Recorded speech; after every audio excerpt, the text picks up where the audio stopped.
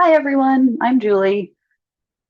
So lately there's been a lot of conversation about autism and not just about like causes, but about how we should respond.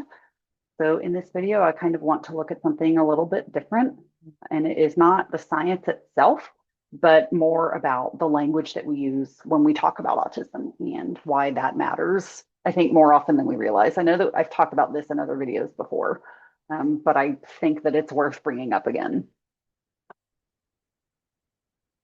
So, in recent announcements, autism has been described as an epidemic. And there's talk about treating it or trying to reduce exposures that might lead to it. And I think for a lot of people, that feels like a very practical or even protective way to talk about this. So, after all, if something seems harmful, shouldn't we try to prevent it, right? But there is a piece that we are sometimes missing, and it is that the words that we use shape how we see people. When autism is talked about mainly as something to eliminate, it can send the message, even unintentionally, that autistic lives are less valuable or less welcome. So, for families, this kind of messaging can create a lot of guilt and a lot of fear, as if autism is something that they caused or failed to prevent. And then for autistic people themselves, like me, it can feel really stigmatizing, like their very existence is framed like it's a problem. Um, Autism is complex, and people experience it in a lot of different ways. So, for some people, support with communication or with daily life makes a really big difference. And for others, autism is a part of how they think and connect and contribute. And that's why disability communities often encourage shifting the conversation. And instead of focusing on reducing autism, the goal can be supporting autistic people.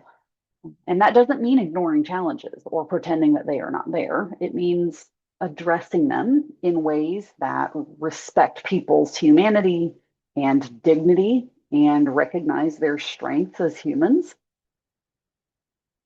And I think that even if you don't agree with every perspective, there might be a bigger point here to make, which is that when health issues get framed only as problems to be prevented, we really risk narrowing how we see entire groups of people. And when those messages take hold, they start to shape policy and they start to shape healthcare and they shape everyday attitudes. So I think it's important that if we can pause and notice the impact of our language, we can open up space for more inclusive approaches. So we can start asking, how do we create communities where autistic people and all disabled people really, where they can thrive, instead of just asking, how do we avoid them, prevent them, reduce it? So the next time you hear autism described in terms of an epidemic or in terms of prevention or treatment, I invite you to pause and think, what message is that sending about autistic people? And also, maybe, what would it look like if we centered support and respect instead of centering things like treatment, fixing those kinds of conversations? So I've said it several times, but I think it's worth re-mentioning. The science of autism is still unfolding, and it is good to keep asking questions. But the way we talk about autism has immediate effects on families and on policy and autistic people themselves. So choosing words that emphasize inclusion and support is not just semantics, it actually shapes a society where everyone belongs. So thank you so much for joining me in this conversation. I am going to keep exploring these themes and my feelings as news coverage continues. And I hope that you guys will keep making space for each other. And I'll see you again soon. Bye.